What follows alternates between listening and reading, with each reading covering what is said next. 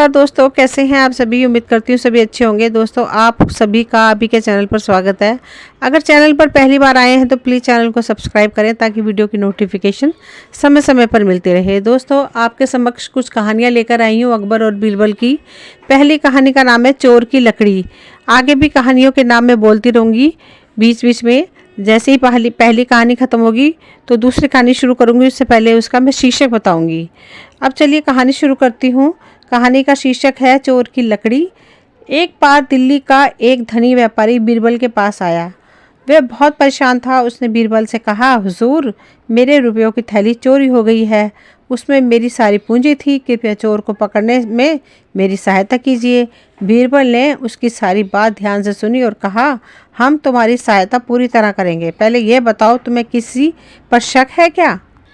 इस पर व्यापारी ने बताया, मेरे ख्याल से यह काम मेरे एक नौकर का है, लेकिन मेरे पास कोई प्रमाण नहीं है।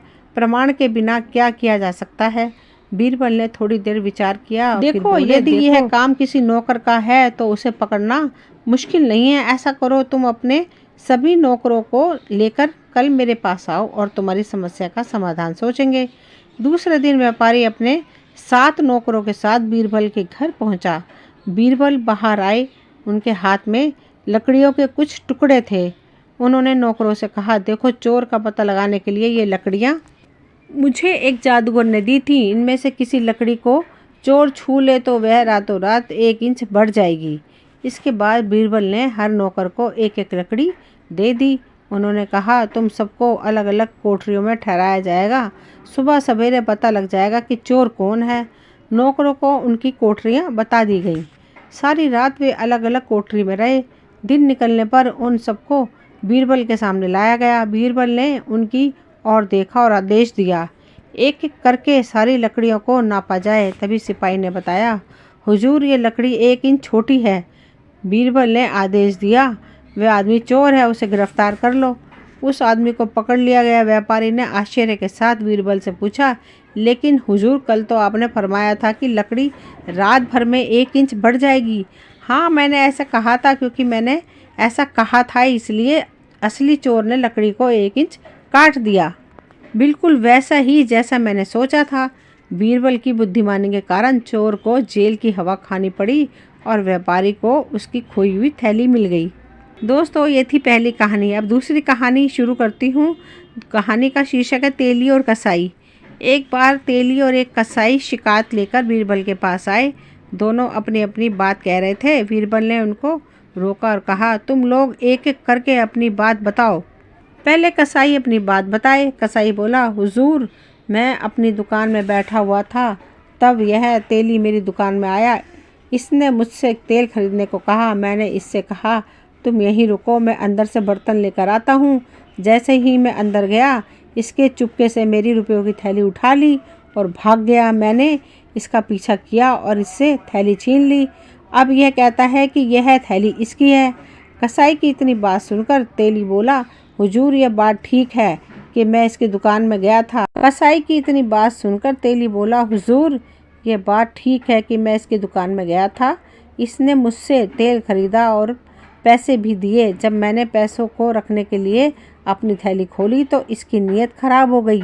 मेरी थैली में मेरी बिक्री के सारे रुपए थे। इसने मेरी थैली छीन ली और मैंने इसका पीछा किया और इसे पकड़ लिया। अब यह मेरी थैली लौटाने से इनकार करता है। मुकदमा बड़ा पेचीदा था। दोनों अपनी अपनी बात कह रहे थे। सुनने में दोनों की बात सच लगती थी। दरबार में बैठे अधिकारियों ने सोचा, देखें ऐसे टेढ़े मसले का फैसला बीरबल कैसे करेंगे। बीरबल बुद्धिमान है फिर भी। तभी बीरबल ने आदेश दिया, जाओ, एक कढ़ाई में गर्म पानी लेकर आओ। सभी लोग आश्चर्य में पड़ गए। आखिर गर्म पानी और कढ़ाई से मामले का क्या संबंध है? लेकिन बीरबल के आदेश का पालन किया गया। कढ़ाई के आने पर बीरबल ने कहा, रुपयों की थैली पानी में डाल दो। थैली को गर्म पानी में डाल दिया गया। बीरबल अपनी जगह से उठे। उन्होंने पानी में झांक कर देखा और आदेश दिया, इस थैली का मालिक तेली है। पानी में तेल की बूंदें चमक रही हैं। ऐसे तेल से सनी थैली तेली की ही हो सकती है। थैली तेली को दे दी गई और कसाई को जेल खाने भेज दिया गया। वहां उपस्थित व्यक्तियों ने बीरबल की जय जयकार की। दोस्तों, यहाँ दूसरी कहानी का अंत होता है। तीसरी कहानी शुरू करती हूँ। अब मैं तीसरी कहानी का शीर्षक है दुष्ट काजी। अकबर के ज़माने में लोग काजियों की बड़ी इज्जत किया करते थे। झगड़ों का निपटारा करने के लिए उन्हें बादशाह की ओर से नियुक्त किया जाता था, लेकिन दिल्ली का काजी बड़ा बेईमान था। एक दिन एक औरत काजी के पास आई। उसने एक थैली काजी को दी और बोली, हुजूर, मैं हज के लिए जा रही हूँ, यह थैली अपने पास रख लीजिए, इसमें 1000 सिक्के हैं। हज से लौटने पर मैं अपनी थैली आपसे ले लूँगी। काजी ने थैली देखी और पूछा, कब तक लौटोगी? औरत बोली, मक्का जा रही हूँ हुजूर, दूर का सफ़र है, लौटने में 1 साल तो लग ही जाएगा। काजी ने बूढ़ी औरत से कहा, देखो, मैं रुपये पैसों से कोई वास्ता नहीं रखता, लेकिन मैं तुम्हें नाउम्मीद भी नहीं करना चाहता। तुम थैली छोड़ जाओ। हाँ, तुमने अपनी थैली पर मोहर तो लगा दी है ना? बूढ़ी औरत ने काजी को थैली दिखाई और हज के लिए चली गई।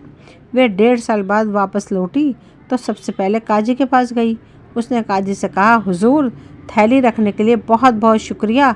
अब मैं आ गई हूँ, मेहरबानी करके मेरी थैली लौटा दी जाए। काजी अंदर गया और एक थैली लेकर बाहर आ गया। बूढ़ी औरत को थैली देने के पहले उसने कहा, ले जाने से पहले अपनी मुहर वगैरह देख लो। बुढ़िया ने काजी को शुक्रिया अदा किया और अपने घर चली गई। घर जाकर जब उसने थैली खोली तो उसे चक्कर आ गया। वे चिल्लाई, हाय अल्लाह, इसमें तो ठीकरे ही ठीकरे हैं, मेरे सिक्कों का क्या हुआ? वह रोती चिल्लाती काजी के पास आई और बोली, हुजूर, थैली में तो सिक्के नहीं निकले, इसमें तो ठीकरे भरे पड़े हैं। काजी ने शांति के साथ कहा, मैंने तो तुम्हारी थैली को देखा तक नहीं, उसमें क्या है? तुमने जैसे मोहरबंद थैली दी वैसे ही मैंने उसे लौटा दी। अब तुम जाओ। बुढ़िया शोर मचाती रही, किंतु काजी ने अब उसकी एक बात ना सुनी। आखिर उसने बादशाह से न्याय की प्रार्थना की। जहाँपनाह, काजी ने मेरे साथ दगा किया है। थैली में मेरी कुल जमा पूंजी थी, अब मैं क्या करूं? किंतु काजी अपनी बात पर अड़ा रहा।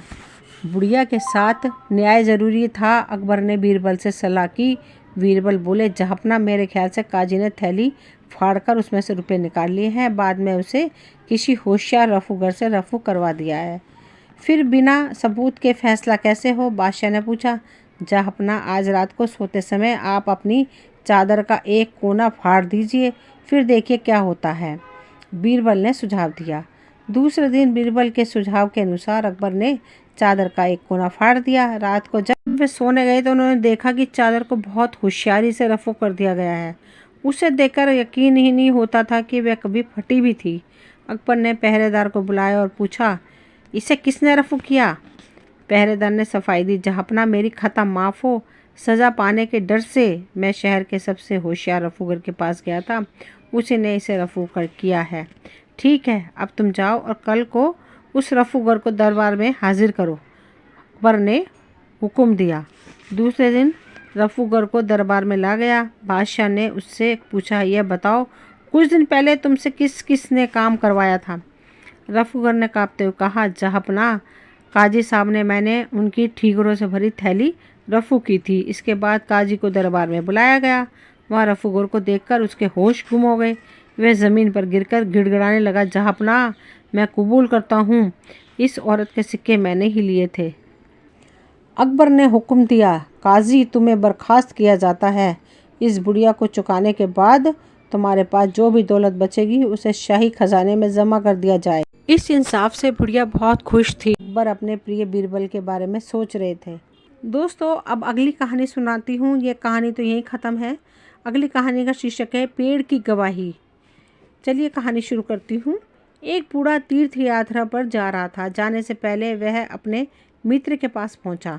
उसने मित्र को एक थैली दी और कहा, मित्र, मैं तीर्थ यात्रा पर जा रहा हूँ, अपनी ये थैली आपको सौंप रहा हूँ। इसमें मेरी 1000 अशरफियाँ हैं, कृपया इन्हें संभाल कर रखिएगा। जब मैं तीर्थ यात्रा से लौट कर आऊँगा, यह थैली आपसे वापस ले लूँगा। कुछ महीने बाद वह बूढ़ा वापस आया और उसने मित्र के पास पहुँचा। उसने मित्र से कहा, मित्र, अब मेरी थैली मुझे वापस कर दो। किंतु मित्र के मन में लालच आ गया। बूढ़े से पूछा, तुम किस थैली की बात कर रहे हो? तुमने तो मुझे कोई थैली नहीं दी। बूढ़े ने विनम्रता के साथ कहा, मित्र, हंसी मत करो, उस थैली में मेरी सारी जमा पूंजी है, मेरी थैली लौटा दो। लालची मित्र ने क्रोध करते हुए कहा, कैसी थैली? मूर्ख बूढ़े, तूने मुझे कभी कोई थैली नहीं दी थी। इस झगड़े का कोई हल नहीं निकला तो दोनों बीरबल के पास पहुँचे। बीरबल ने दोनों की बात सुनी। उन्होंने बूढ़े से पूछा, तुमने अपनी थैली कहाँ पर अपने मित्र को दी थी? बूढ़े ने हाथ जोड़े और बताया, श्रीमान जी, आम के बाग में एक पेड़ के नीचे। अब उसके मन में लालच आ गया है, वह मेरी थैली नहीं देना चाहता है। इस पर मित्र बोला, श्रीमान जी, यह झूठ बोलता है, इसने मुझे कोई थैली नहीं दी। बीरबल ने दोनों को चुप रहने की आज्ञा दी और बूढ़े से बोला, तुमने आम के पेड़ के नीचे थैली दी थी, यह बात पहले क्यों नहीं बताई? ठीक है, तुम जाओ और उस पेड़ की गवाही के लिए लेकर आओ। सारे दरबारी एक दूसरे को देखने लगे। भला एक पेड़ को गवाही के लिए कैसे बुलाया जा सकता है? लालची मित्र भी मन ही मन खुश हो रहा था। बूढ़ा उलझन में था। उसने सोचा, गवाही के लिए पेड़ को कैसे लेकर आऊँगा, किंतु वह चुपचाप बाग की ओर चल पड़ा। बूढ़े का इंतज़ार करते हुए 1 घंटा बीत गया। सब लोगों के चेहरे पर परेशानी दिखाई दे रही थी। आखिर एक व्यक्ति बोला, श्रीमान जी, अब तो बूढ़े का इंतज़ार करते हुए 1 घंटे से अधिक हो गया है, हमें कब तक इंतज़ार करना पड़ेगा? बीरबल बोले, धीरज रखो, वह आता ही होगा। इस पर लालची मित्र ने कहा, बूढ़ा इतनी जल्दी कैसे आ सकता है?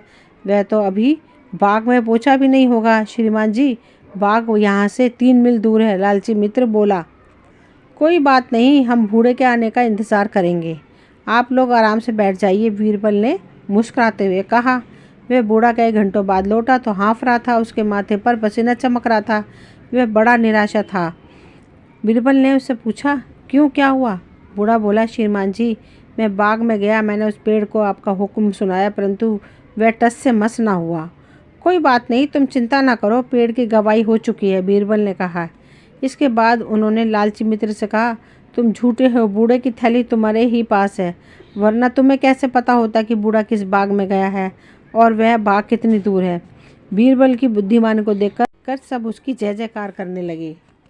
दोस्तों, ये कहानी यहीं ख़त्म होती है। अब शुरू करती हूँ अगली कहानी। कहानी का शीर्षक है मालिक और गुलाम। एक दिन दिल्ली का कोतवाल 2 आदमियों को लेकर बादशाह अकबर के दरबार में आया। बादशाह के पूछने पर उसने बताया, जहाँपना, ये दोनों आदमी आपस में लड़ रहे थे। काजी जी इन दोनों के झगड़े का फैसला नहीं कर पाए हैं, इसलिए मैं इन्हें यहाँ लाया हूँ। बादशाह को बताया गया कि ये दोनों व्यापारी हैं। बादशाह ने दोनों को देखा और उनसे झगड़े का कारण पूछा। उनमें से एक ने बताया, जहाँपना, मैं एक सौदागर हूँ, मेरा नाम शेर अली है, मैं 5 साल से ज़्यादा समय से दिल्ली में रहता हूँ। दिल्ली में आने से पहले मैं अफ़गानिस्तान में था, वहाँ ये आदमी मेरा ग़ुलाम था।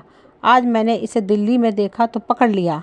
ये सुनकर दूसरा व्यापारी बीच में ही बोल पड़ा, जहाँपना, ये आदमी झूठा है, इसका नाम शेर अली नहीं है, इसका नाम नसीबा है, ये मेरा ग़ुलाम था, मेरी रकम और दूसरी कीमती चीज़ें लेकर भाग गया था। 6 साल की तलाश के बाद आज दिल्ली में मिला है।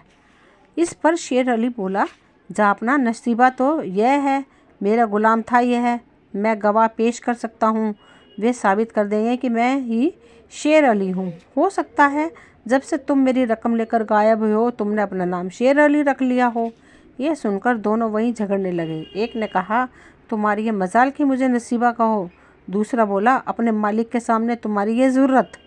बादशाह ने दोनों को शांत किया और आदेश दिया कि तुम दोनों का फैसला बीरबल करेंगे। बीरबल अपने आसन से उठे, उन दोनों के पास आए। उन्होंने दोनों की आंखों में आंखें डालकर देखा। दोनों चुपचाप खड़े रहे। इसके बाद बीरबल ने कहा, तुम दोनों पेट के बल फर्श पर लेट जाओ, मैं आंखें बंद कर ध्यान लगाऊंगा और यह पहचान लूँगा कि झूठा कौन है। दोनों व्यापारी पेट के बल ज़मीन पर लेट गए। बीरबल ने एकाएक अपनी आंखें खोली और बोले, मुझे झूठे आदमी का पता चल गया है, जल्लाद को बुलाओ। जल्लाद अपने कुल्हाड़े के साथ दरबार में हाजिर हुआ। उसे देखते ही बीरबल ने आदेश दिया, उड़ा दो गुलाम का सर। जल्लाद ने कुल्हाड़ा उठाते ही दिल्ली का सौदागर उछलकर बैठ गया। वह गिड़गिड़ाने लगा, हुजूर, मेरी जान बख्श दी जाए। इस प्रकार बीरबल की बुद्धिमानी से अपराधी पकड़ा गया। नकली शेर अली की सारी दौलत असली मालिक को सौंप दी गई और गुलाम नसीबा को जेल में डाल दिया गया। दोस्तों, ये कहानी यहीं तक थी। अब अगली कहानी शुरू करती हूँ। कहानी का नाम है मोम का शहजादा। एक बार अकबर और बीरबल बाग में घूम रहे थे। अकबर अपनी गोदी में पोते को लिए हुए थे। तभी अकबर ने बीरबल को चिढ़ाने के लिए कहा, बीरबल, तुम हिंदुओं के भगवान सचमुच अजीब हैं। बीरबल ने सोचा कि बादशाह अकबर इस्लाम की जितनी इज्जत करते हैं उतना ही हिंदू धर्म का भी आदर करते हैं। ये मुझे चिढ़ाने की कोशिश कर रहे हैं। फिर भी उन्होंने बादशाह से पूछा, क्या हुआ महाराज, कुछ हम भी तो सुने। तुम अपने कृष्ण को देख लो, जब भी उनके भक्त उनसे सहायता मांगते हैं वे खुद दौड़े चले आते हैं। क्या उनके पास सेवक या नौकर नहीं है। बीरबल ने बादशाह की बात का कोई उत्तर नहीं दिया, लेकिन मन ही मन एक योजना बनाई। वह पुतला बनाने वाले एक कलाकार के पास गए और बोले, तुम मोम का एक पुतला तैयार करो। वह देखने में एकदम जहाँपना के पोते जैसा होना चाहिए। शीघ्र ही पुतला तैयार हो गया। बीरबल ने उसे वैसे ही कपड़े और गहने पहना दिए। अब वह एकदम जहाँपना के पोते जैसा दिखाई दे रहा था। उसके बाद बीरबल ने पोते के नौकर को बुलाया और कहा, तुम इस पुतले को अपनी बाहों में उठाकर महल के बगीचे में ले जाओ और वहाँ तालाब के पास पैर फिसल जाने का बहाना करना, जिससे पुतला पानी में गिर जाए।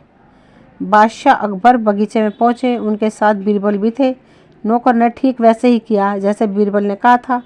बीरबल ने देखा कि उनका पोता पानी में गिर गया है। वे दौड़े और स्वयं तालाब में कूद गए। उन्होंने पुतले को उठाया और कहा, अरे अल्लाह का शुक्र है, यह तो मोम का पुतला है।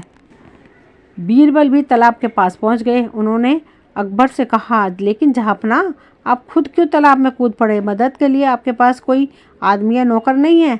सैकड़ों हैं बीरबल, लेकिन अपना पोता मुझे इतना प्यारा है कि मैं किसी को बुलाने तक का इंतज़ार नहीं कर सकता था।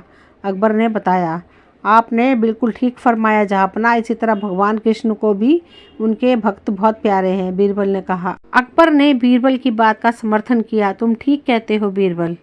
दोस्तों, ये कहानी भी यहीं तक थी। अब अगली कहानी मैं शुरू करती हूँ। अगली कहानी का नाम है घड़ा भर अकल।